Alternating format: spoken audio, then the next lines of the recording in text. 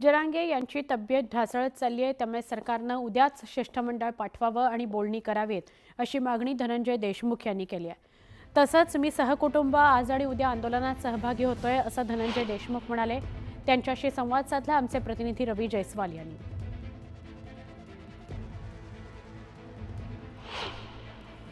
संतोष देशमुख यांचे बंधू धनंजय देशमुख या ठिकाणी आलेले आहेत। दादा, तुम्ही आलात, थोडी तरी हालचाल दादांनी केली, दिवसभर ते झोपून आहेत, काय बोलणं झालं? नाही, दादांचा ज्यावेळेस मी हातात हात घेतला त्यावेळेस दादांनी हातातला हात काढला, मग मला बघितलं दादांनी, परत हातात हात दिला। आमची दादांना म्हणण्यापेक्षा या सरकारला अशी विनंती आहे, कृपया गांभीर्यानं ह्या गोष्टीचा आज रात्रीच विचार करा, उद्या शिष्टमंडळ पाठवा आणि ज्या मागण्या रास्त आहेत मराठा समाजाच्या, ज्या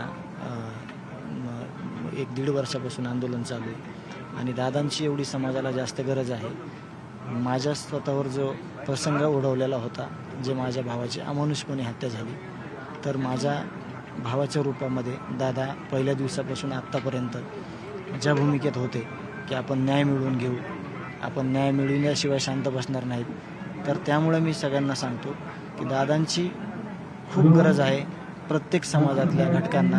त्यामुळे सरकारने कृपया याची गंभीर दखल घेऊन उद्याच्या उद्या शिष्टमंडळ पाठवून काहीतरी तुकडा पाडला पाहिजे, तोडगा काढला पाहिजे। 2 दिवस तुम्ही इथे थांबणार आहात, तुम्ही उपोषणात सहभागी आहे का पाठिंबा? मी उपोषणात सहभागी आहे, मी इथं थांबणार 2 दिवस, उपोषणात सहभागी होऊन थांबणार आहे। दादा तुमच्याकडे आले त्यावेळेस त्यांनी तुम्हाला जोशपूर्ण पाठिंबा दिला, तुम्ही आज दादांना बघितल्यानंतर तुमच्या डोळ्यात पाणी आलं?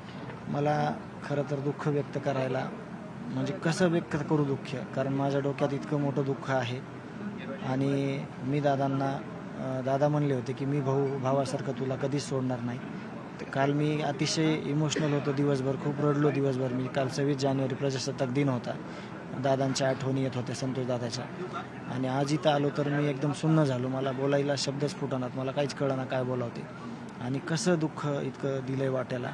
दादांकडे बघून खूप मला म्हणजे अस्वस्थ झालेलं आहे आणि मी लगेच सांगितलं तुम्हाला की मी थांबणार आहे दादासोबत आणि उपोषणात सहभागी होणार आहे। तुम्ही आवाहन केलं का त्यांना उपोषण सोडवण्यासाठी? दादांना मी काहीच बोललो नाही, त्यांना अतिशय वेदना होत आहेत सध्या। मी जसं त्यांना वाटेल थोडं म्हणजे ज्यावेळेस बोलायची वाटेल त्यांना त्यावेळेस मी दादांना बोलेन। सुधीर जाधवसह सिद्धार्थ गोदाम, न्यूज 18 लोकमत, अंतरवाली, सराट।